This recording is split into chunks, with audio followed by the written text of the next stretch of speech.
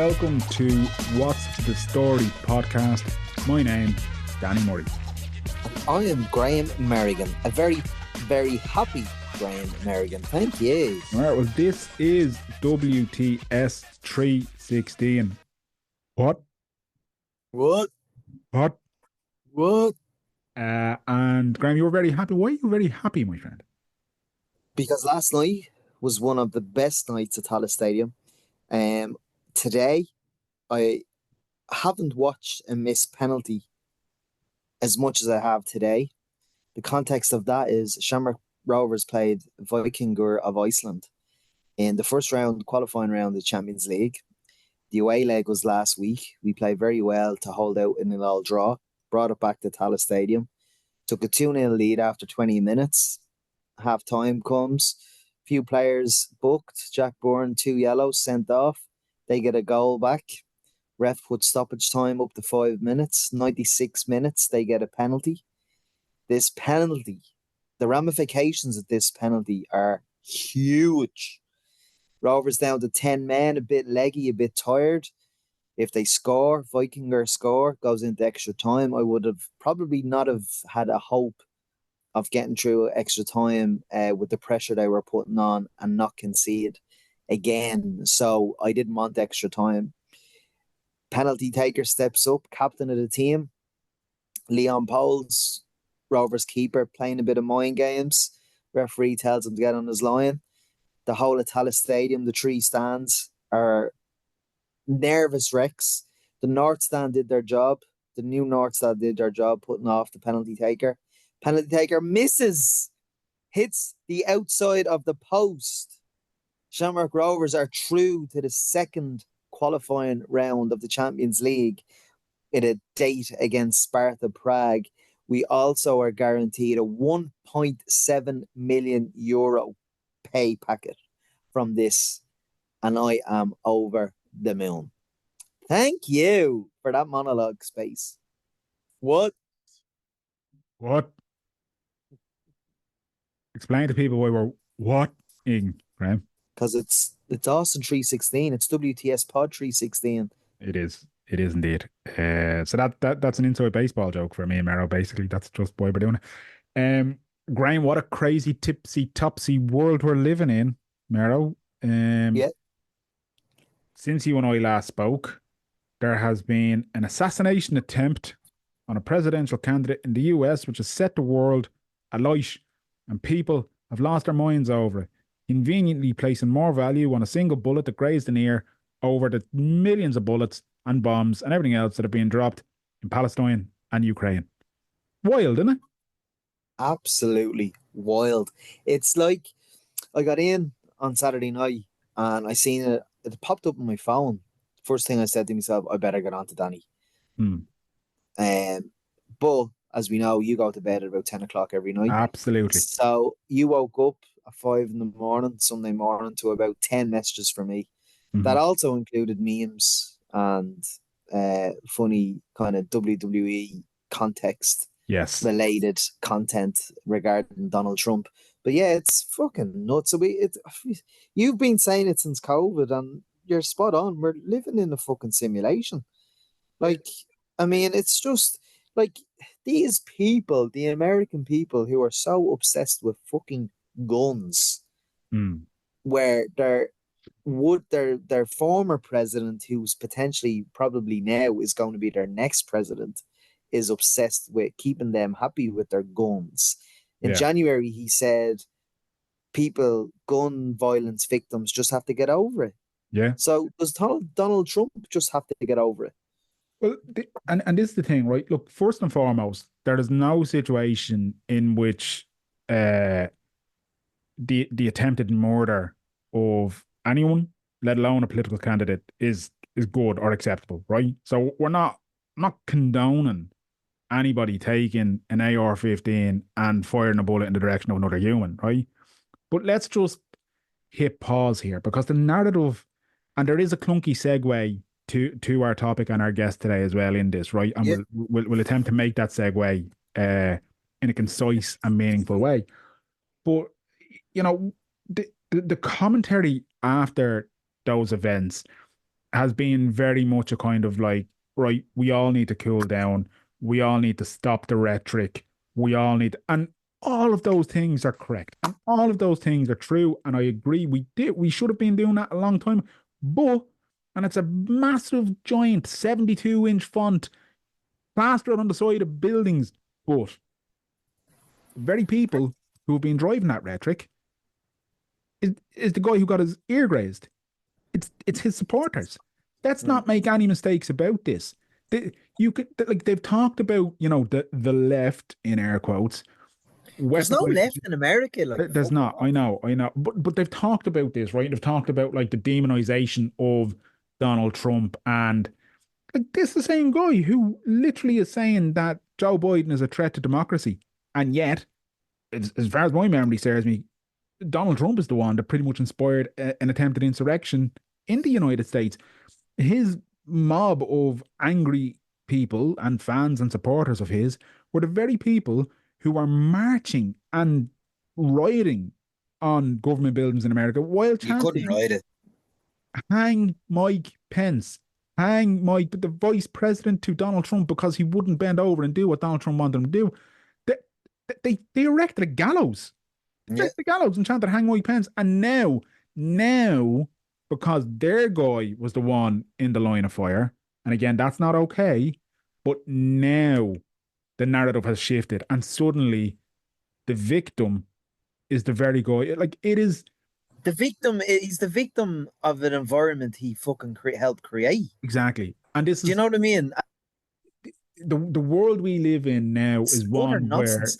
He's all I've seen people share stuff about Biden said put a bullseye on on Trump and mm, this is what happens. No, like like if you think that Biden, and I'm not a fan of Biden, I'm not a I know. fan Yeah. of America's two-party system. I'm not a fan of America. But if you think that Biden meant in those words, one of my supporters go out there and shoot him, he put a bullseye around that meant bullseye around his fucking ideology, Yeah. his the reform or the regression he's going to bring in. Plus, the shooter was a fucking Republican, Yeah. 20-year-old Republican, Yeah. And his disillusioned by the American fucking state, who was allowed to go in and buy probably his father's gun, but these guns, yeah. semi-automatics, they can buy them in fucking Walmart. Well, this is it, and I know. Look, there's an investigation. There's more questions than there'll ever be answers, probably in terms of like how did the guy get on that roof? How was he able to be up there? There's videos of people calling out, "Hey, there's a guy on the roof." There's video of people watching him crawl into position. There's video of counter snipers looking at him. There's all these things, and it is the stuff of a conspiracy theory wet dream to Yeah. build upon what happened last weekend. But the crux of it for me, and the bit that I just cannot get over, is how we now live in this kind of, you know, up up is down and down is up kind of world where we're suddenly all having to check ourselves because Donald Trump is the victim. And it's when you look online and you see some of the things that have been said, and when you see some of the things that are like not just since this shooting, but over the last 10 years, like really and truthfully, since, Trump showed any sign of going into being a presidential candidate, you see the deterioration of, what is common discourse or what is Big time. being able to have, and you and I, right? You and I have been doing this podcast for 9 years. We are, I wouldn't say we're political opposites. I've always described myself as a floating voter, right? And I've never subscribed to a single political ideology.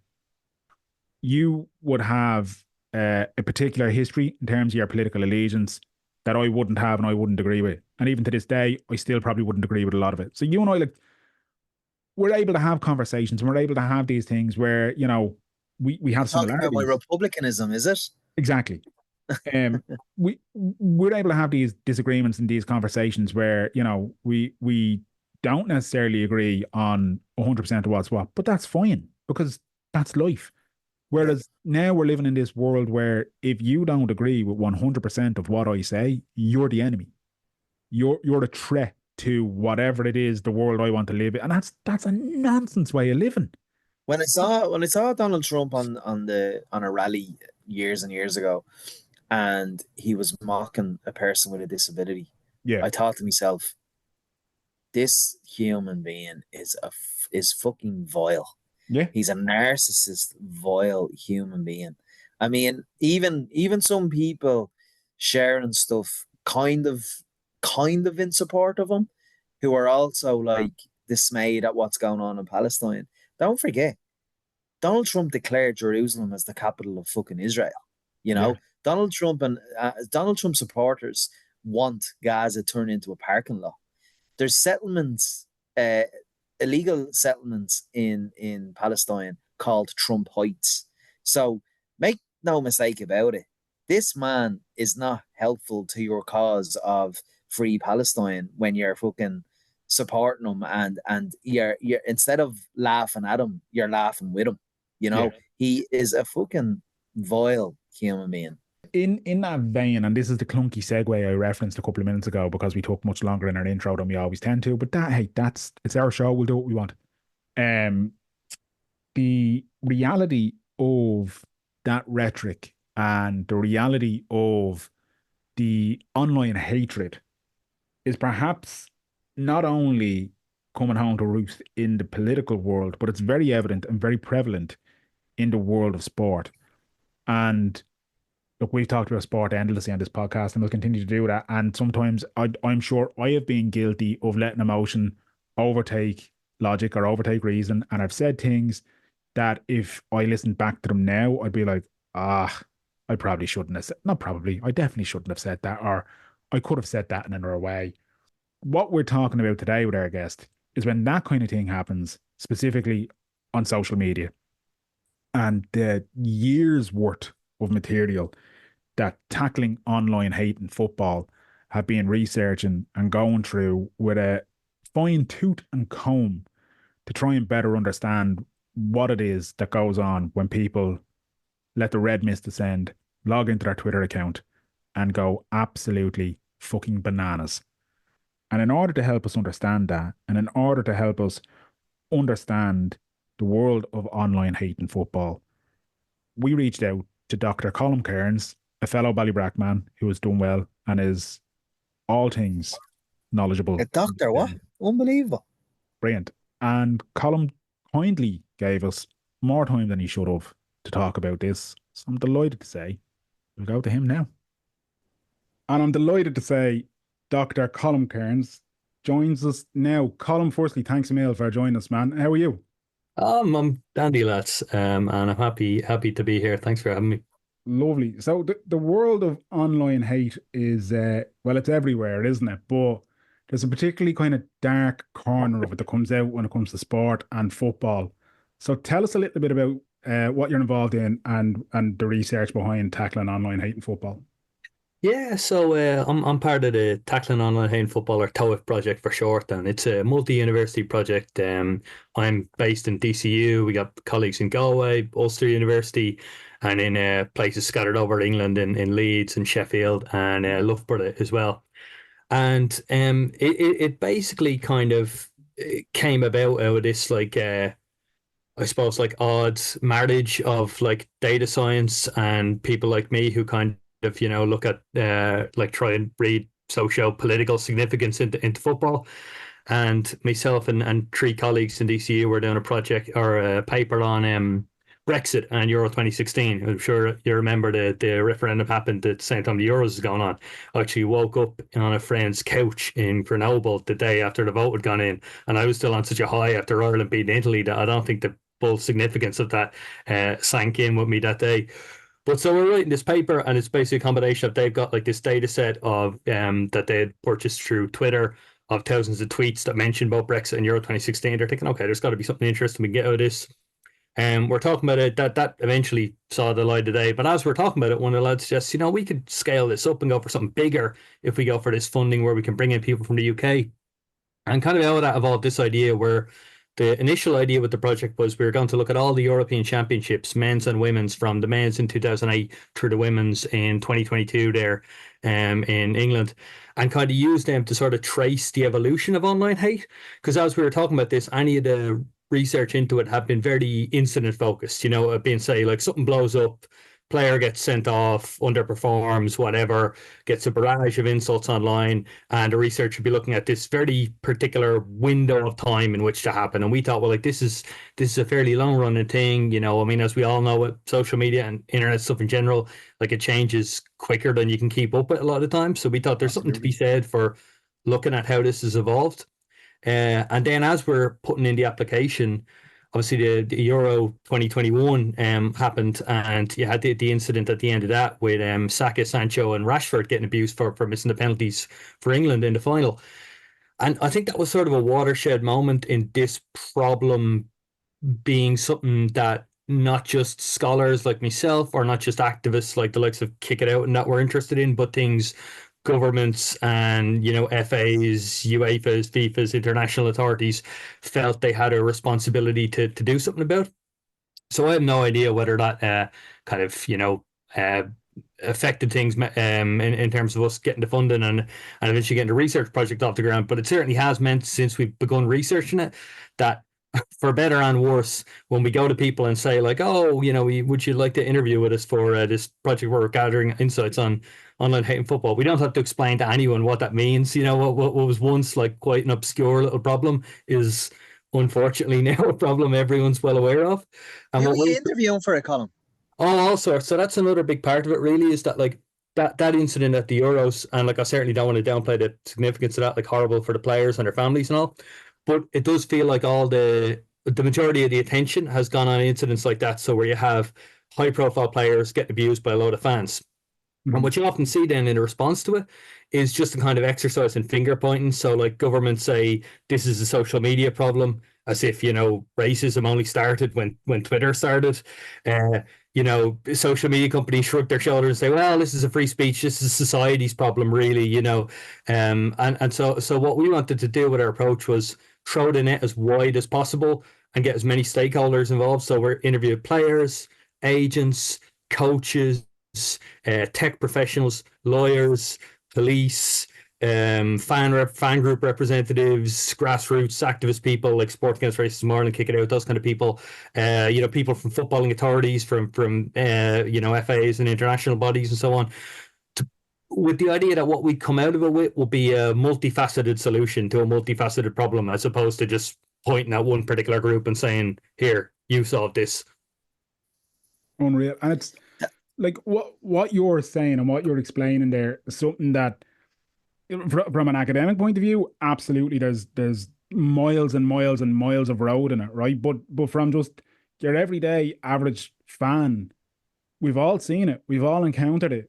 It's not just something that's come along with social media. It existed before social media, but social media seems like that's when the pot boiled over, right? And as you said, the abuse that they got kind of was almost like the watershed moment.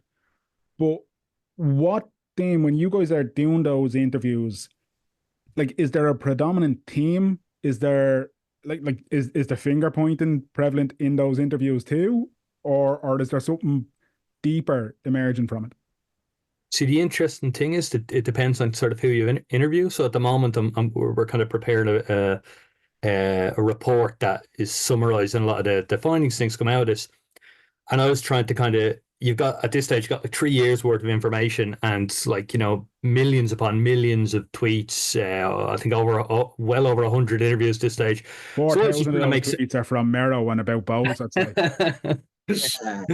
Well, I was trying to make sense of it, and like just saying, okay, break it down, like fans, journalists, players, and you get different recurring stuff within those groups.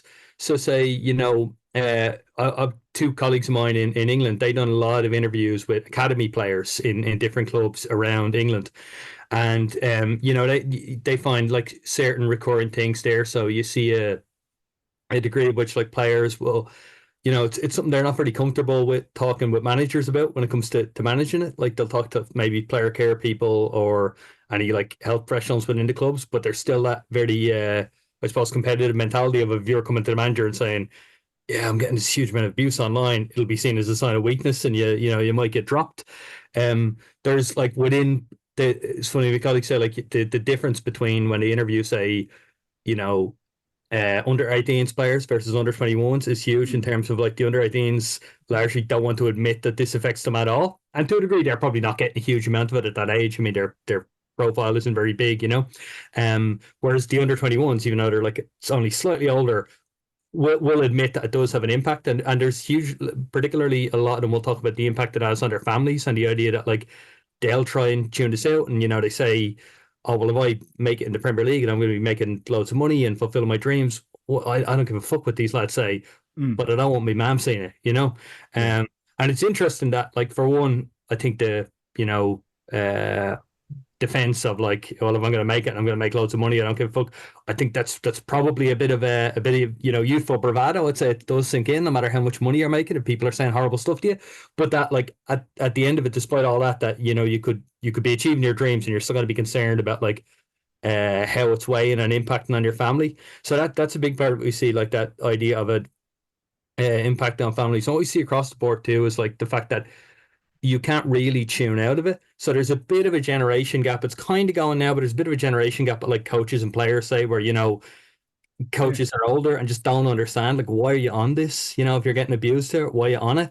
But obviously for the players, it's a big part of their personal lives, in terms of socialize with their friends. Also, but when they go through a bad spell and stuff, they'll go through social media looking for affirmation, looking for someone saying, oh yeah, so and so got dropped, but I think he's really good. He wasn't that bad last time he played. So, and while they're doing that, they'll probably be coming across people wishing death on them as well, Yeah. And then that's obviously like a personal side that they still need it for that sense of affirmation and the socializing, but also they'll need it for a professional side of it. So particularly a lot of the female players we've spoken to, I've said when they go and looking for, trying to get sponsors and so on, and obviously a lot of them, bar the ones at the very highest levels of the women's game, they're not on a huge amount of money, so Mm. like it's of huge importance to their livelihood that they could get sponsors. And often the first thing they'll get asked is about their social media followers, the idea of like, oh, how many followers you got on Insta or on X or whatever. So they can't really say, well, none, because I stopped using it because people were sending me death threats or sexual Yeah. assault threats or whatever. So they're kind of tied into it in that way. And lower league players to a degree as well, like they need to kind of maintain the profile. And then also we talked to a lot of journalists who got abused, and they're in a similar boat where, like, particularly if they're freelance, they need social media to promote their work, but they're locked in this vicious cycle of having to use it while also, getting abused through it. So that would be a recurring thing that like goes on, is that sense of like that this is a vicious cycle, like you can't really step back, but you're just, you're stuck into it.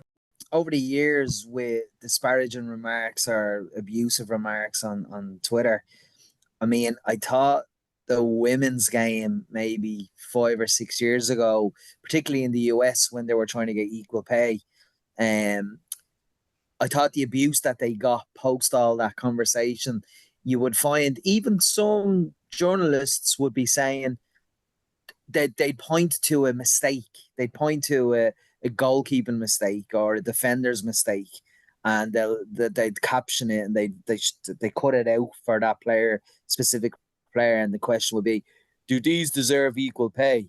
Do you know? It's like, fucking get over it, like, do you know what I mean?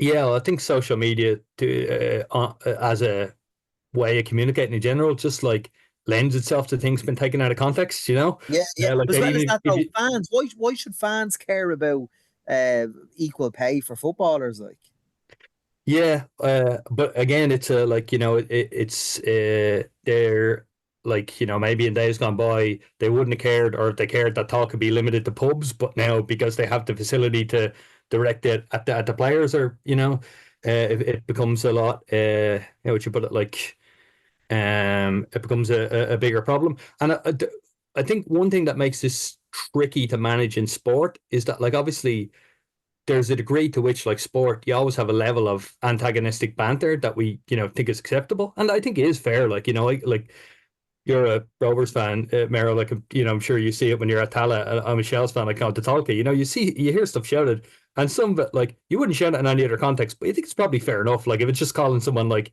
they're shy or like, laughing when an opposition player misses a chance or whatever like that. So you have that context in which like you're sort of used to saying antagonistic things that you wouldn't in another context, and that I think blurs the lines. And then along with that, you have the thing of you would always understandably feel entitled to criticize a player for their performance, particularly when they're at the top and they're getting very well paid.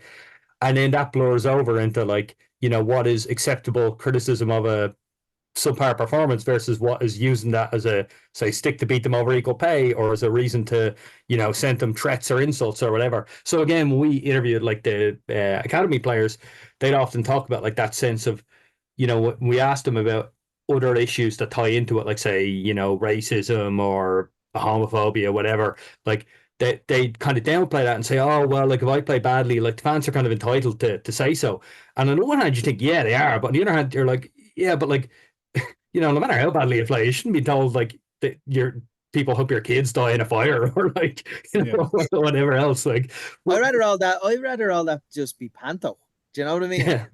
Like shouting some panto stuff at players, like, "Oh, you're fucking shy," or "You couldn't cross a fucking road," or something. Those type of things. But when it crosses a line a bit, I do get a bit uncomfortable. It's like, lads, get a fucking hobby. Do you know what I mean? This isn't the be all and end all of life. Like, well, that's it. And a prominent example, and not to, because I'm conscious very early in the day here in this episode that we're hitting our quota of Shamrock Rovers related material. But when you think back to very recent past and Stephen Bradley and the abuse that him and his son, or the abuse that was put towards him, Cork City, yeah. And that is crossing a line, no matter what, like, no matter what your opinion is, no matter what your, you know what I mean? Like, there's definitely a line that's crossed there. And you have to kind of say at some point, right, like, what triggers something in someone's mind that no matter how tribal football can feel at times, that's the go-to response, that's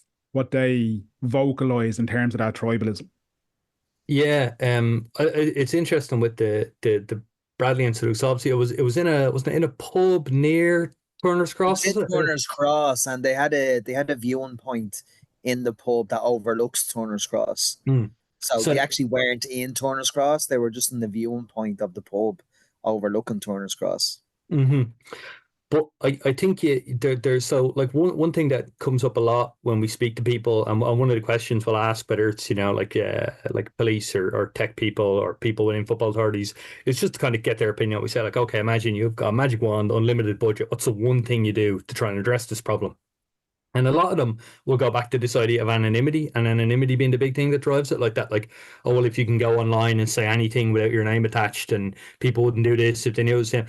But I think that's kind of overstated. For one, you have like that example there where those lads, I mean, obviously they weren't saying it to Stephen Bradley's face, but like they were eventually identified, weren't they? And they were obviously doing it in the context in the viewing point where anyone around them could have, overheard it and seen it. They weren't doing it through like an anonymous online profile. And there's this chap, John Suler, who published a paper way back in 2005, I think it was, where what he called it the online disinhibition effect. So this is before a lot of the forms of social media as we know it. But basically, he was identifying the number of factors in online communication that make it more likely for you to say kind of aggressive or unacceptable things that you wouldn't in face-to-face or even conversation over the phone, and I think it's I don't know if it's available for free, but look it up if it is, because it's only a couple of pages long, and he just lays out one of them is anonymity, but another one is this thing he calls, and it's just a bit of a 10-year word here, solipsistic introjection, which is this idea where it's a very Jacob Rees-Mogg type word, isn't it? Somewhere. But it's basically this idea that when you're arguing with someone online, you don't look at them as a pair. Like say you might be arguing, say for example, use Jacob Rees-Mogg example, right? Say you're arguing about like politics, and you're in Britain, you're arguing you're a Labour voter and you're arguing with a Tory voter. You're a Labour voter, but you have all kinds of other desires and thoughts as a human being. But you tend to look at the person you're arguing with not as a full human being, but just as a representative of the opinion they're arguing. So that means you kind of presume a lot about them. So you say like, oh, I'm arguing with this lad, he's a Tory voter. Well, other Tory voters I know also believe X, Y, and Z. So this fella probably does as well. And you presume that, and you're kind of much more likely to kind of think the worst of them and not give the benefit of doubt and so on.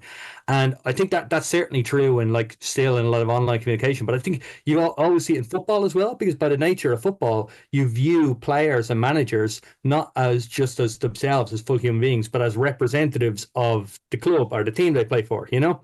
So when those lads are talking about, and this isn't to defend it at all, but when they're talking about Stephen Bradley and Stephen Bradley's son, they're not thinking about him as like an actual man with a thick jaw. They're thinking of him as like the representative of Shamrock Rovers, who they hate. And like in that context, in their heads, he's fair game in a way that he wouldn't be if he was just some fella they knew, you know?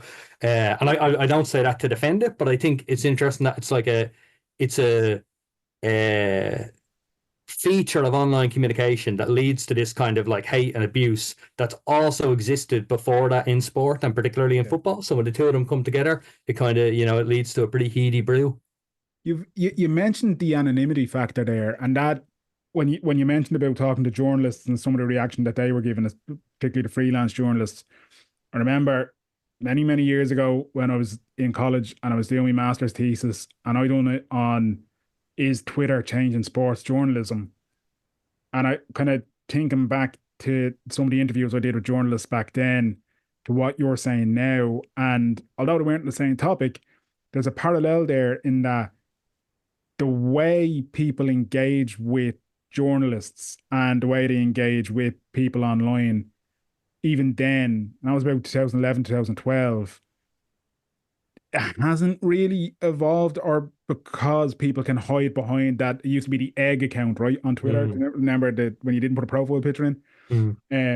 The fact that people could hide behind that meant journalists and people who were for a living, you know, writing their work and then trying to share it online to grow their following or to get more clicks or whatever, they were instantly like, oh, what am I going to put up with today? Or what am I going to get today in the lucky dip of Twitter, you know? So that anonymity factor, it's amazing to me that here we are like over a decade on and it's still such a big problem. If anything, it's probably got worse since your man Musk had his way with I was just going to say that, yeah. Yeah. Well, it's hard for us to tell because one of the first things he done is he made it a lot harder to buy the data off Twitter. So we had kind of like, it was like a, you know, a closing down sale just as before he took over. We were trying to like buy every last, I think it was like the most recent AFCON and the 2022 World Cup. We were kind of like desperately purchasing that off them and getting it before he came in and up the prices. So I can only say anecdotally it's gotten worse since he came in, because he certainly has relaxed a lot of the sanction and Twitter, for all the flack they got, and you know, much deserved, they were one of the more proactive social media platforms prior to his ownership when it came to trying to address it. You know, how effectively they done that, you have my opinion might vary on, but they tried. Yeah, with journalists, like we've spoken to a lot of them, and it is really concerning that. Yeah, I think one of them put it to us where he says, I know a few other jobs where you're just doing your job, not trying to be controversial, and you'll have like 100 people a day, telling you to go fuck yourself. Yeah. And it's concerning stuff because we've spoken to journalists who talked about how, you know, they'll change literally how they write in anticipation of online hate. So it's kind of stuff like you become, I suppose, much more functional and straightforward in your writing style, so things can't be taken out of context. But even they'll avoid addressing certain things because they know it will get them abuse. So this could be kind of like purely sports related stuff, like say you get a tip off at a transfer, like whatever, you know, Mo Salah is going to Man City, right? And like everything, like all your sources say it's definitely going to happen. You start to report that maybe it falls through at the last minute because like he just decides, nah, I prefer living in Liverpool. And then you have people kind of absolutely wishing death on you just for like you fucking liar, you cheat, you always. So there's that sort of stuff where, you know, they'll get like a decent lead but think, this isn't worth the hassle. And then there's even more serious political stuff where you have, say, obviously football intersects so much now with politics, where it's like, say, whether it's the UAE owning Manchester City, Qatar with PSG, Saudi Arabia with Newcastle, or the various, like, you know, like hosting stuff like you know, the Qatar World Cup or the purported Saudi Arabia World Cup in 2034. And you'll have journalists who won't address a certain amount of that because they'll just like, I know I'm going to get, death threats. And like, they've talked to us about people, say, who are very determined, like they will go to the journalist, try and find their personal social media pages. So try and find something if they can then send on to the journalist's employer to get them sacked. They'll, dox them. They'll give away their, like, had information sent to us about, like, fans of particular clubs circulating, oh, this journalist will be at this car park coming out after he's been reporting on this match at this time. Like, didn't say that more, but like you can kind of put it together as to what they're trying to encourage there. So it's like really concerning stuff because, I mean, it's essentially like I suppose, a way of curbing the free press through threats and bullying. And I think what's particularly concerning is that when it comes to, say, something like sports washing, that is sort of like a hot button and evolving issue. Part of the difficulty in talking about sports washing is that you can never really say for sure what the intentions of the people who are accused of it is, because by its nature, I know the Crown Prince of Saudi Arabia get that interview where he said, "Yeah, I'll call it sports washing if it'll increase our GDP," but by and large, they don't talk about it openly. So who knows what their intentions were in the first place? But I don't think they'll be long in realizing, oh well, when we buy a football club with a really emotionally invested army of fans who will then attack journalists who are critical of the regime owning their football club, that's a really useful thing to have as a way of, like, curbing criticism of our regime. So it's concerning stuff. Absolutely, and it's fascinating because I remember it's fascinating. We spoke to a guy called Kareem Zidane on a podcast maybe a year ago, maybe a little longer ago, and he, brilliant journalist who really digs into things like sports washing and that political intersection, or sorry, that intersection between politics and sport.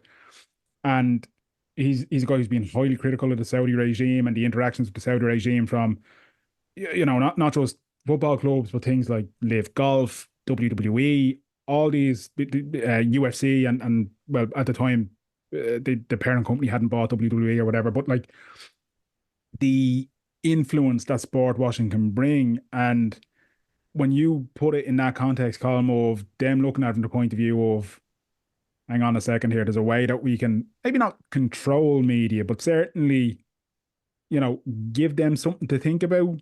All of these things add up in a way that maybe people aren't realizing, and the motive behind it could be feeding something far more sinister. Yeah, absolutely. And I think the way this whole issue of online abuse, online hating in football and sport more widely has been looked at up until now, not only by scholars and researchers, but also like in the media, is kind of as a spontaneous thing. Like, something happens on the pitch, someone gets sent off, miss a penalty, whatever, load of dopes hop online to abuse them. Maybe it's tied into underlying stuff like, racism, sexism, whatever, but essentially it's a kind of a lot of, I suppose, like, people deciding to be racist or sexist independent of one another, and it adding up to this big tidal wave of abuse against a particular person. But I think lately what we're seeing is a more sort of politicized element to it. So you have that sports washing side. You also have a side of like trying to further stuff like conspiracy theories through it. Like you saw it with Christian Eriksen when he collapsed in the last Euros. So, the kind of anti-vaxxers coming out and trying to purport that. We also done a paper on the how, if you remember, sure, at the tournament, the England team was taking the knee to protest systemic racism beforehand.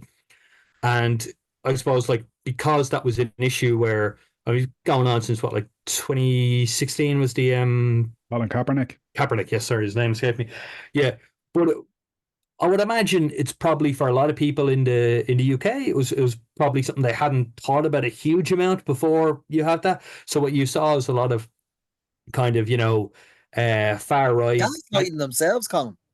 Well, not only gaslighting themselves, but kind of like far right agitators trying to convince people. Like, it's like, if you're just seeing this and you switch on, like, oh, the England team taking a knee, oh, it's to process systemic racism. And you're like, oh, okay, and you begin thinking about that.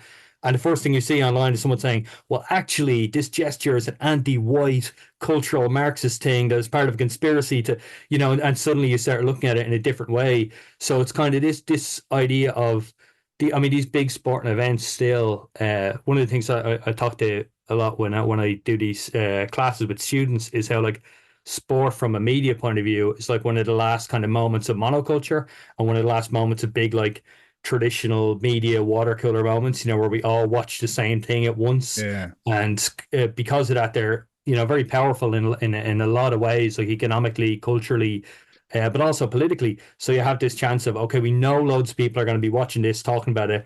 How can we use it to further our agenda? And yeah, that can be done in quite sinister ways. And then the other thing too is like particular individuals like pointing towards stuff and trying to kind of invite hate on it. So like you mentioned about the US women's team there earlier, there was a report done, I think it was by it was like by the Fifth Pro along with the players associations for basketball, both men's and women's, and they were kind of looking at examples of hate against footballers and basketballers. And one thing they done was that they looked at this like within a given period, it was like the amount of essentially like third party accounts. What third party accounts are mentioned most frequently in these hateful posts? So third party meaning you have like the first party being the person posting the hateful thing, the second party being the player they're targeting at, and the third party being whoever else is mentioned is tagged in it. And most of the time, it's just like say a sponsor or a team, So it's kind of like, oh, whatever, like full Harry Maguire, I hope he dies, and you're also including Man United in it, or like a Nike ad, and you're slagging off who's in the Nike ad. But the one that stuck out is the American right wing commentator Candace Owens, who had kind of drawn attention when the US women's team was knocked out. I think it was the last Olympics by Canada, and she was like, "Oh, I'm glad they went out. They're not true Americans. They're disloyal. They're traitors and whatever." And then this invited a lot of abuse, and I found it interesting because it's like, you know it's sort of a specific incident where she's using her media profile to kind of invite people to abuse those players that may not have done before. It might have even passed unawares to them that the US women's team had been knocked out of the Olympics, but she's kind of drawing attention to it in such a way that is inviting a pile on. So you have that sense of like, it's not always just a lot of individuals acting spontaneously. Sometimes it's people trying to kind of stoke the fire and Yeah, and it Yeah, happened with Megan Rapinoe as well. She was yeah, absolutely abused. It was when she was trying to. She was the I suppose she was the poster woman for the team and trying to get equal pay and stuff like that. And then you've men, more so men, giving out on Twitter saying, "Oh, she's looking for this, but yet she's doing this," and as if it's a justifiable argument not to get equal pay. Like, oh, that TV viewers are this and TV viewers for them is shite. So, it's just like why do you need to comment? You don't need to comment about it. You're yeah. not knowledgeable enough to comment about it. So why? It's like you said, Colm, like these people probably 10 years ago, 20 years ago, or 20 years before Twitter and stuff like that probably would concise their comments to a fucking bar stool, and now it's on a keyboard, and the misogynist, the sexism, the racism, it's a fucking cesspit. Yeah, and unfortunately, like, in a bar, they're saying it on a bar still. Maybe, they either maybe have a couple of mates nodding along with them. Maybe they have a mate who says, like, you're talking bollocks, shut up. We know with the way social media algorithms are programmed, they're kind of programmed to, incite rage and anger in people, and they'll promote the more angry and more controversial content. So you're going on saying this like, oh, the women shouldn't be paid equally because XYZ. That'll probably stand more of a chance of getting promoted and getting you more likes and shares, retweets, whatever, on a kind of milder or more measured opinion would. And Absolutely. that's obviously creates the I, dopamine hits of seeing people like But it. So you're kind of I remember, incentivized to I be remember about someone it. said to me, "What do you think? Do you think they should get equal pay?" I said, "I don't give a fuck." the key thing here, though, is it's like, and Colm, you're 100% right. Like, when it comes to anything like this, that shouldn't be an emotive argument, but it becomes an emotive argument because we're stoking the flames through like that, either kind of stuff that makes people feel angry or stuff that makes people feel fearful. Like, these two parallels drive things more than any other emotion. Like, and the US women's national team is an example of it. Um, the like, if you look at the WNBA and the Brittany Griner situation, that's another one where like some of the stuff you see, and even Caitlin Clark is another example of like she's the poster child of women's basketball. Like the stuff you see from kind of that far right agitator crowd or those, and I conscious of what you said earlier on about not seeing people fully as human and you make an assumption or you kind of Mhm. profile them based on their either political or whatever. But I hang on it, you know, caveat it, but say it anyway. It seems to be a lot of that kind of MAGA group or that right leaning group in America that you see where, like the stuff they're coming out with about kind of like, Brittany Griner's a man and, Caitlin Clark is XYZ. And it's all playing into this wider narrative around kind of like the trans argument and the fueling of that, the subjection of women in sports in general. All these things all play into that political sphere that then, when you're talking about online hate and when you're talking about there's no bigger theater than the political world or the sporting world. So when those two places meet together, like I mean, Exactly. it's a It's like tinderbox. it's like Caster Semenya as well, the South African runner, Mhm. about the testosterone levels and stuff. And you've lads criticizing, oh, looks like a man, and then you're kind of going, you weren't a fucking professional in testosterone and biology, and you get like shut up, like. Yeah, I think what's concerning about that too is how much it gets tied into kind of I suppose the way in which like media who are experts or better informed, the way in which they report things is kind of like in dialogue with social media stuff. So you can have a lot of uninformed people Yeah, spouting off on something, and that in itself becomes a story, and then like the athletes or whoever else become answerable to that. So it's sort of like, you know well, no, me, informed journalist, talking to you, elite athlete, neither of us really agree with all these people saying this stuff on Twitter, Instagram, whatever, but I'm going to put this question to you because it is now part of the news agenda that this is a talking point. yeah. Like it becomes something that people feel obliged to address or answer to, even if we all kind of, we all shrug our shoulders and say, yeah, well, this is just, a lot of idiots just like talking off the top of their head. There's no substance to it. It still sort of like becomes part of the agenda, or like the talking point, in a way that, it probably shouldn't be. Like there's this sort of like, I suppose, almost an unspoken assumption that if you find a handful of like social media posts, they are representative of a much wider sentiment, when really, like, you know 7 angry tweets might just be 7 angry tweets. Like Yeah, who's to say it represents something much deeper? I saw a kind of mild but like ridiculous clickbait example. Was like, I saw well, recently at the Europa League final there in Dublin, and there was an article about, I can't remember where it was, but it was like, some clickbait sports that were there saying how like, oh, Leverkusen fans slam like Aviva Stadium, and in the body of the article it was like two embedded tweets of kind of Leverkusen fans who were sort of bemused by the dip, the kind of bowl shape you've got at the end of Yeah. the Aviva, and like it was like this. The article runs off the presumption that like, oh well, we've shown you these two tweets of these fans kind of thinking that's a bit funny looking, so you can assume that there were hundreds of Leverkusen fans who were really outraged and thought this is like the most rubbish stadium they've ever seen. When you're like, well, there's no, you're not offering any evidence of that. But like, it's sort of become a, I know, like a genre of article or reporting now, where it's like, we're just going to embed a few social media posts and say that this is representative of a wider sentiment. paper will never refuse ink and all that. I think I Yeah. think I think we have a new tagline for the podcast there, and something Colm said as well. A load of Egypts talking off the top of their head. That's basically every episode we've ever done. Thanks, Colm. Yeah. Well, it's like the thousand monkeys on the thousand typewriters, isn't it? Sometimes the load of Egypts talking off the top of their head produce absolute gold, and Yeah. most of that gold flows from this podcast. I'll Most of take the that as well. I'll take that as In well. in your research, how many kind of the way you discussed about the England players missing the penos, and we talked about the American team and stuff like that. How many kind of sporting situations have you uh done in your research?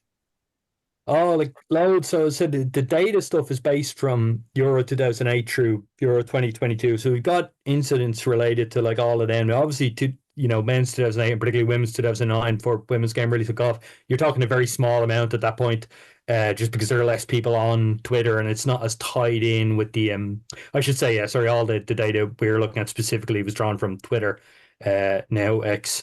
Although when we interview, Is Twitter was Twitter less a cesspit then than it is now?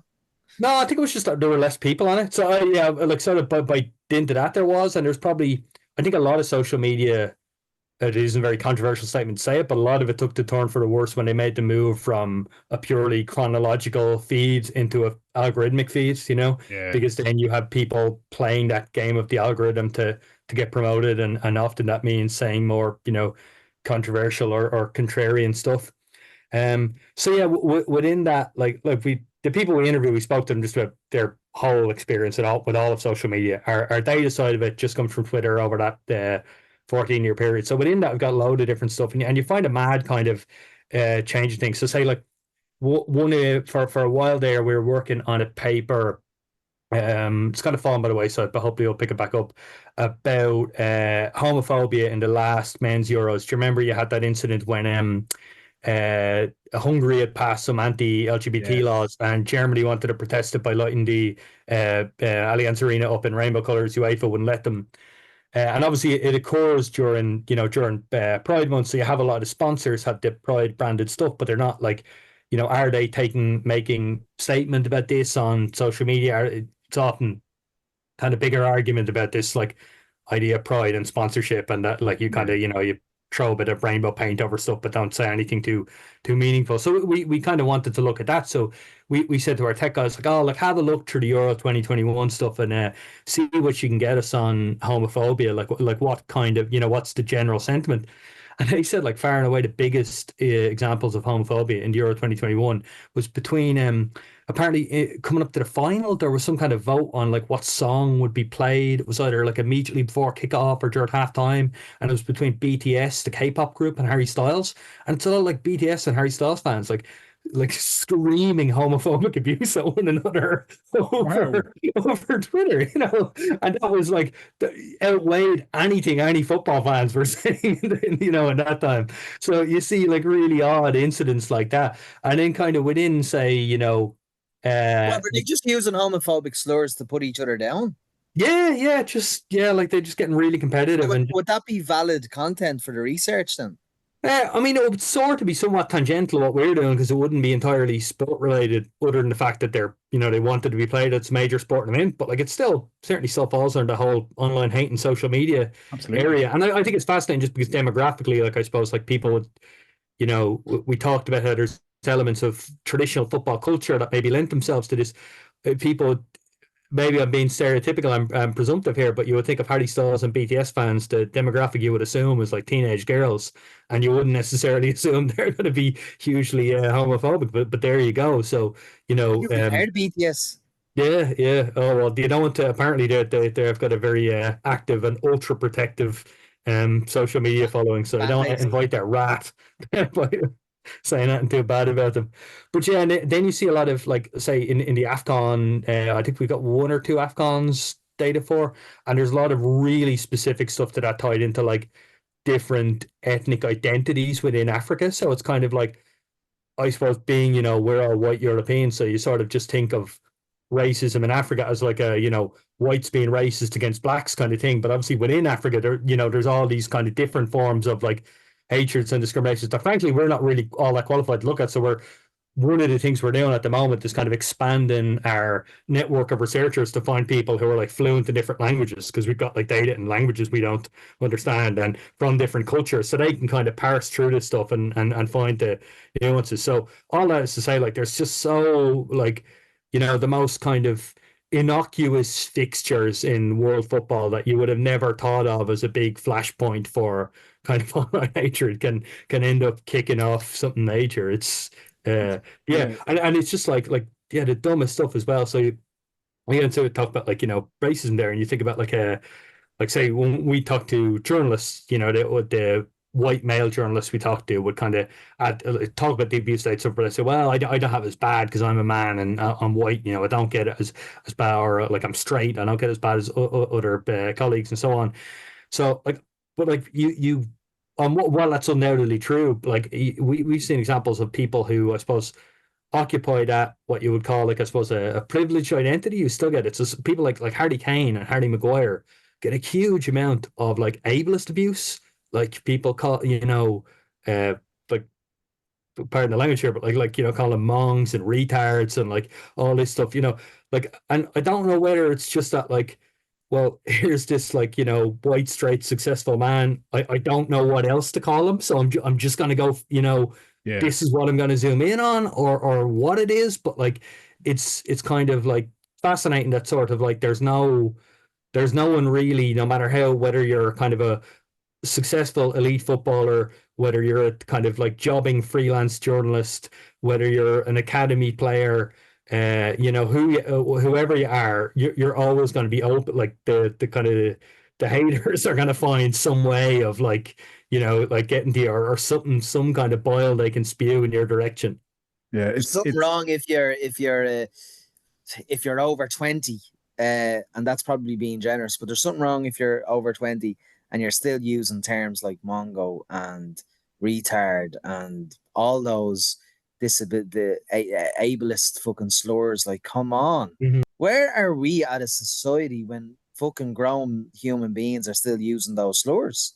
Well, one thing we've seen, and I've only kind of seen this myself through sort of looking through, periodically we'll have, this is one of the more kind of soul crushing bits of the job, is essentially, I I'm not on the tech side of our project, so I'm probably going to garble this and get hauled over the coals by my tech colleagues. But like, they built these kind of machine learning classifiers that like search for abusive terms within these like millions and millions of tweets we've got. But to kind of build those classifiers, they'll like essentially use us to train them.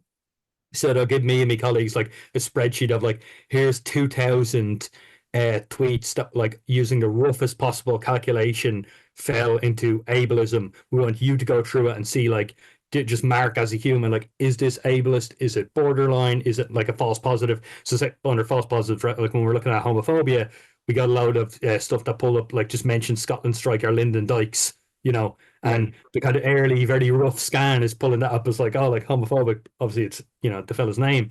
So we're going in and saying that's not, and you're in that way you're making the machines be better and more nuanced, and eventually the stuff they're coming out with is much more kind of in depth and accurate.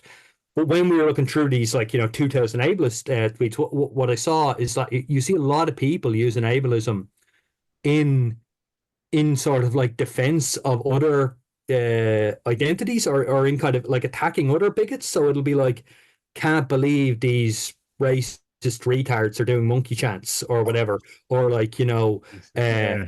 like, Oh my God. yeah, these fucking sexist, mongs moaning about the England women's team. Shut the fuck up. So it's definitely something I want to look at more at. Where is this just like a blind spot for some people, where they see, oh, racism or sexism terrible, I'm going to get online and stick me over against that. And I don't realize that I'm also being discriminatory against disabled people, or is it that like they feel like, oh, this is my kind of get out of jail free card. I get to abuse one group while defending another.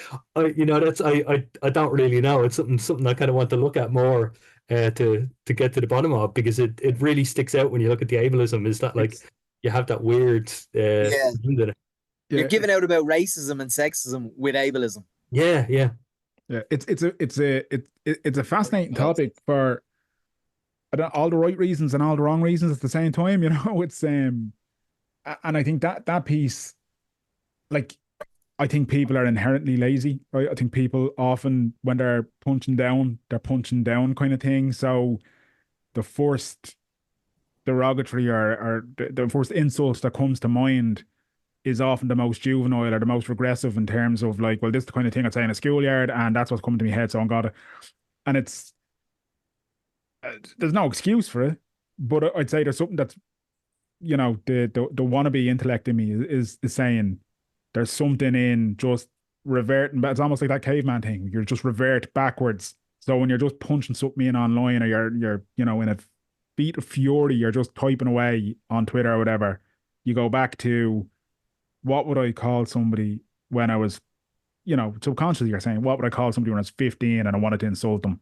I'd call them a mong, I'd call them a retard, I'd call them and it's a lack of kind of that evolution of intelligence or emotional intelligence or whatever, to be able to see beyond that. And where people react with that kind of, I don't think there's a second thought involved. Is there anything in the research or anything in the study that you guys have found, or in terms of any of the talking that you've done, where it's an instinctive thing that drives this impulse to insult instantaneously like that? Well, that's a big gap we want to fill, because like not a lot of research that's been done on this area so far has actually dealt with people who will admit to having, perpetrated online abuse. So, it's usually looking at it after the fact. Like, so you see what they've said, and then you analyze that. And there has been a bit of psychological stuff done on it. But so one of the things we've done was we got a survey that we distributed to 2,000 fans. And it was kind of based around their experience of online abuse, largely. Like, one of the reasons we wanted to do it is not a lot of stuff has been done on fans as the targets of online abuse. It's largely been on fans targeting players, but obviously, like fans get it too. And unlike players or journalists, they don't have any professional organization they're involved in that might offer some kind of protection.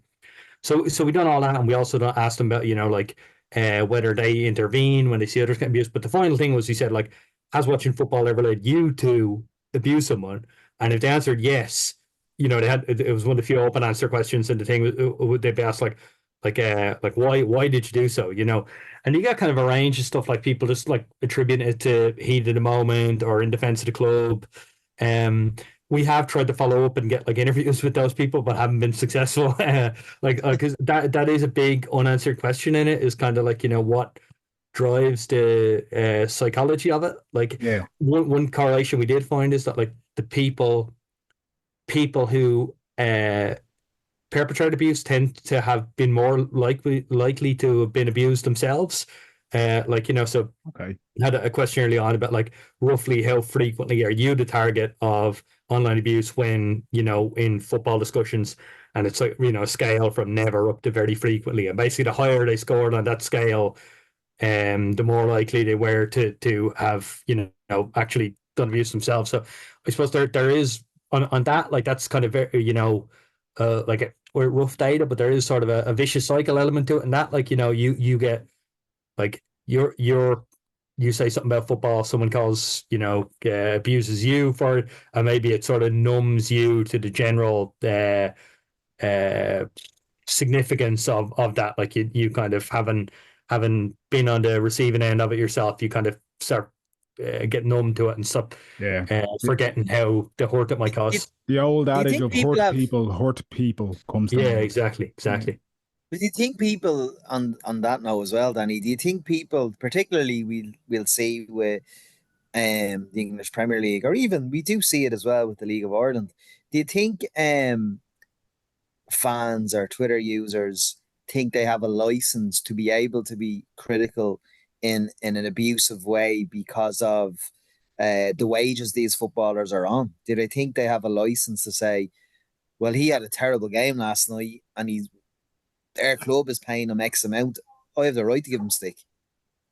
Yeah, I think they probably do. And I want to delineate too. Like, look, so long as social media exists as I suppose, a public forum, a way of sharing your opinion, I think it's fair enough to like go on and just say so and so played, terrible or whatever. Like, that's particularly if you're not like. I fail to see the point of directing it at them, at their accounts, of saying like, hey, they're going to know, like, players are their own worst critics, they don't, like, and they're probably been booed in the stadium if they played badly. Like, they don't need you telling them personally. I don't see what's to be gained from that. But I do think it's fair enough just to go on and, like, tweet to your own followers or your mates like, oh yeah, they're terrible, or just, like, that's fair enough. But I just think, like, it's cringy though, isn't it? Yeah. Oh, yeah. I would think so. Yeah, but I would find it hard to argue, like, morally that, like, this shouldn't be allowed. In a way that I feel on Darren Brown saying you shouldn't be allowed to issue that's fair enough. threats to them about it or whatever. But I suppose that I don't know whether it's consciously or subconsciously that that the lines are becoming blurred. You know what I mean? That someone who would say in the abstract, yeah, well, I like these lads are on, high five figure, six figure sums a week. I have every right to go on and say if they play terribly. If they say that, but when they're saying that, they're using it to defend going on and, wishing death upon that person or telling them they're going to rape their spouse or, Yeah. racially or homophobic, ableistly abusing them or whatever else. Like if in their head, that's still falling under the idea of they're a highly paid player and I'm a fan, I'm able to criticize. And they're not making the distinction of like, there's a big gap between just criticism of like, you did not play well versus like, horrific abuse. I don't know whether like that's a conscious thing or not, for them. Yeah. Like, uh, It's it's a wildly fascinating and a topic that, well, I mean, it's evident in the fact that you've got an entire research team alongside you that's doing all this, and you're spending years of research on it. But we've already taken more of your time than we planned to, because we could go deeper and deeper and deeper down the rabbit hole of this conversation. But it's been worth it, and we appreciate it. If people want to learn more about the project or hear more about what you and the guys behind Tackling Online Hate Football are doing, where can they find that outcome? So they can go to the website, that's tohif.com, TOHIF. We've also got social media accounts on Instagram and Twitter/X, which is just at TOHIF now. So TOHIFNOW. Yeah, kind of fighting fire with fire there, fighting social media stuff through social media. We will have a podcast series, a limited series coming out that will hopefully just kind of help people get to grips with the basics of this issue. Right. Hopefully that'll come out like around start of the season, start of the English season, like mid late August, and that'll start coming out. So keep their eyes out for that on their various podcast feeds. And yeah, if you go to the website, there's a newsletter you can sign up to as well that will keep you abreast of all the research in this area, different events, talks, things like that. Yeah, it's like it's horrible stuff, but it's fascinating because it's look rapidly evolving, and I mean, I'm into this because I love football and I want to kind of do my little bit to help make football a better place. And if people are interested in doing that too, then yeah, by all means, check the project out. Is that what you're hoping for, Colm, in terms of the findings of the project, that you want people to understand, look, this is what we found, it's actually wrong, and will you just cop on? Yeah, I mean, look, you can never know the impact you're going to make inside people's heads and hearts. I would hope there would be a bit of uh, uh, self-awareness from some people who might look at it and think, shit, that's me. Like, I was doing that. But what we also hope to do is just like equip a lot of the stakeholders in this with basically ways of supporting people that are better. So, stuff like media organizations giving better training to journalists to kind of anticipate and protect them from this, clubs giving better protective structures to players against it, football authorities kind of extending that to fans as well, because it is sort of an issue that like a lot of people are feeling their way through the dark on. It's evolved so quickly and so just like so drastically that like a lot of, even with the best will in the world, a lot of the people who traditionally their responsibility would have been to protect players, journalists, fans, they haven't been able to, cope with online abuse and how quickly it's changed. So we just hope to help to bring them up to speed with that and help them, support people better. Amazing. If memory serves me right, Colm, you're a Leeds fan, so you've probably been on the end of abuse over the years yourself. Yeah, absolutely. I've done something very bad in a past life, and I'm making up for it in this one as a Leeds fan. Any hopes for the season ahead? Leeds and Shells, Jesus. Yeah. Well, Shells is touch wood, but that's gone well at that's looking rosy, yeah. Yeah. Leeds, we'll see. I was kind of like so my dad is a Southampton fan, and I watched the playoff final with him. And I came out of it thinking, well, at least one of us is happy, But the playoffs just exist to torture Leeds. I didn't have very high hopes coming into them. But I did think, I think we were the first club to finish with 90 plus points and not to go up. And so with Ipswich and Leicester having gone up and the three promoted clubs to come, or three relegated clubs rather, come down, not looking great. My hopes were kind of high, like last May, that like, yeah, if we hang out the park and keep most of the squad together, we'll probably go up automatically next season. And the closer reality comes in the football season, the less sure I get about that. With Shells, like I'm currently kind of just sort of a bit delirious about, being top of the league and in Europe and that. But I'm expecting reality to come crashing down over years I hope sometime. so. Yeah. I was like, years of football hurt have groomed you into a pessimist of the highest caliber there. I love it, man. Oh, look, I've learned. So the very first match I went to, sorry, I don't draw things up, but the very first match I went to was you probably remember this from this one now. Me and Danny were in the same year in school. Yeah. And I didn't actually get into football until the 2002 World Cup, which would have been the summer of like when we had finished second year. So coming out of that, then like I was 14. That's when I ended up following club football in Leeds and Shells. And the first match I went to was my dad brought me and my brother to see Bows and Shells. It was in Dalymount for some reason, the away match rather than in Talca. And you might remember, Mero, that was the season like Bows ran away with the league that year. So he kind of prepared us. He was saying like, look, we'll be lucky to get a draw out of this. They're doing really well. And we were like, oh, okay, fair enough. And Shells went 1-0 up. And, me and my brother jumping around. My dad stuck in the keeping his powder dry.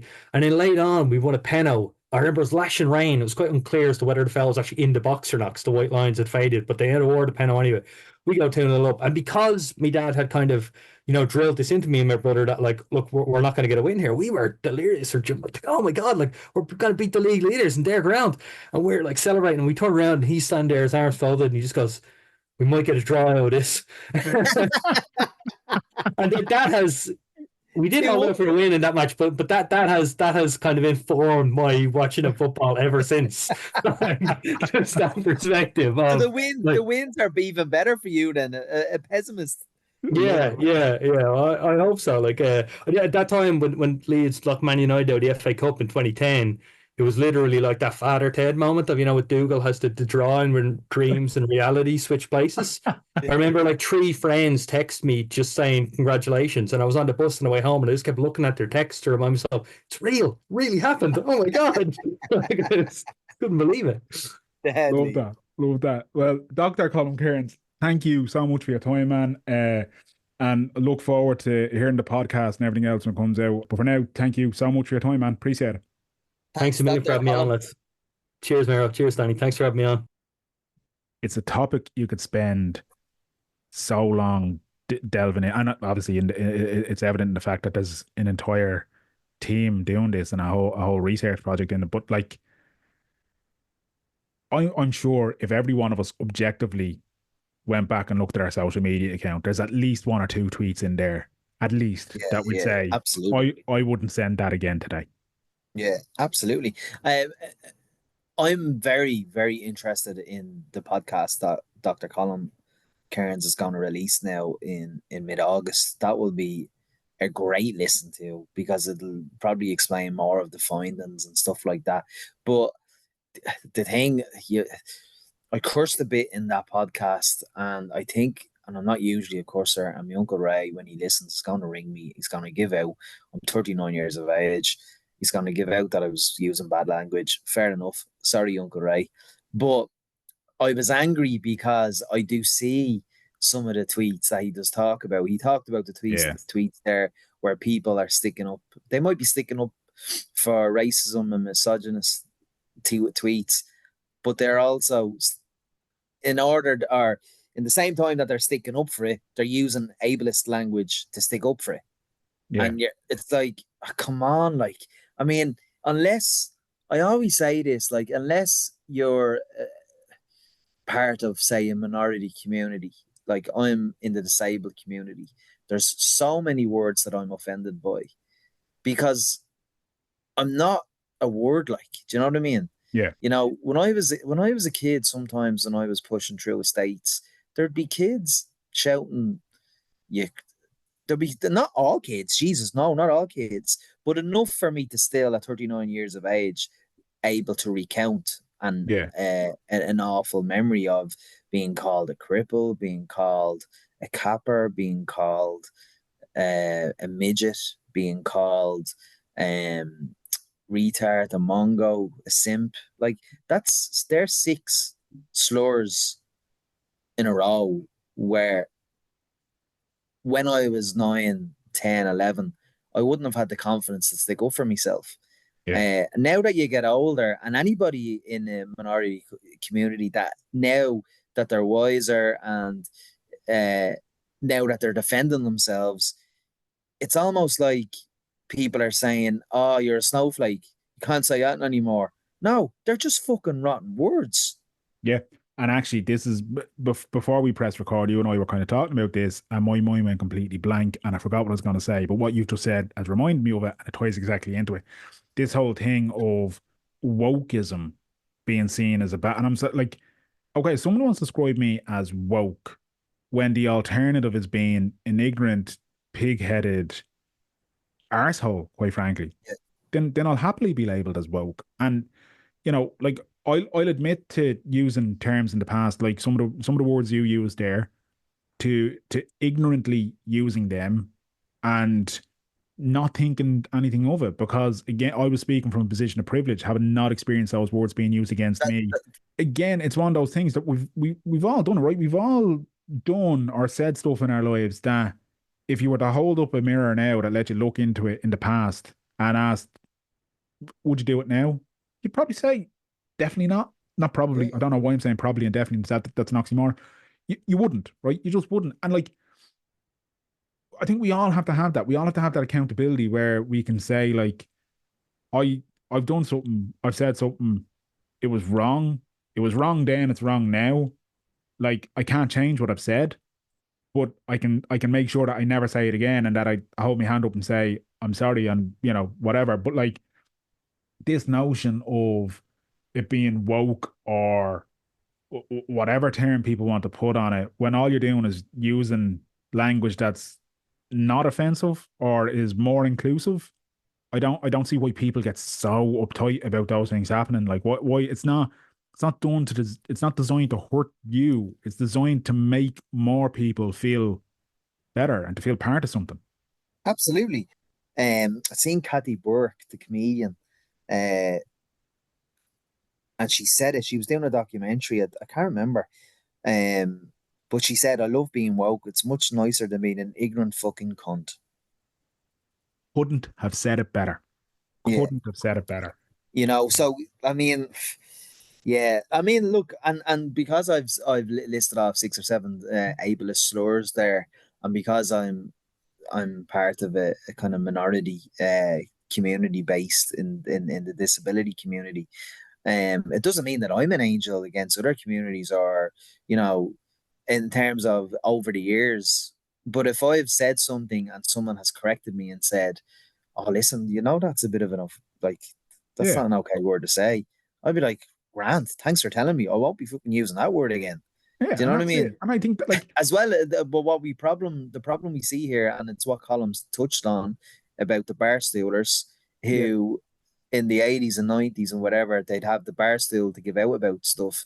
They now have a voice on these social media networks where, you know, they think, you can't say anything anymore, do you yeah. know? And And I it's think, like, now hold on a minute here. yeah, Just fucking relax a bit, will you? there's a big difference between you know, like that where and not that even sitting in a bar and saying it on a bar stool was okay, but there's a big difference between saying it and it having a reach of people who might have been within 10 feet of you compared to saying it and it having a reach of going around the globe instantaneously and the capacity for it to be read, heard, seen, whatever by millions upon millions of people. Yeah, And that is a far, far, far different scenario than sitting on a bar stool with 3 people around you and saying something ignorant and only those 3 people hearing it. yeah. It's not right in that scenario, but it's I don't know if this is the right way. It's even less right. So, yeah, it's even less. You know Then, what I mean? then, Danny, people are like, "Oh, freedom of speech." Yeah, but I mean, again, that whole thing of freedom of speech, like, and we're going Just into. don't be a dickhead. Was going to say, you get freedom of speech, is fine, but your freedom of speech doesn't mean you have the unassailable right to say things that are just wrong. Your ability to say words in any particular order doesn't mean that you can use those words to belittle somebody who's undeserving. Like what the fuck? Like why are we living in a world where people think that's, you know? But I agree, and well said. anyway. Danny, Yeah. where can anyone listen to our over 300 previous episodes? They can, of course, go to WTSpod.com. You can search WTS Pod on any podcast provider. That includes Spotify, includes Apple Podcasts, that includes Podcast Republic, Podbean, Podcast Addict. Anywhere you get your podcast feed, lads, type in WTS Pod, and we should pop up relatively quickly. You can, of course, follow us on Instagram, WTS Pod there as well, or at American Mania, or at Dan Joe Murray. If YouTube is your thing, we now have one of them. There's very little to it, lads. It's just the audio with our logo, so don't expect to see our gorgeous, beautiful faces with Mero's majestic beard and absolutely stunning turkey teeth that are natural. Don't expect to see them popping up. You'll just see our little Turkey cart. teeth. But they're natural, Graham. You haven't, as far as I know, gone to Asia Minor and had a job done, have you?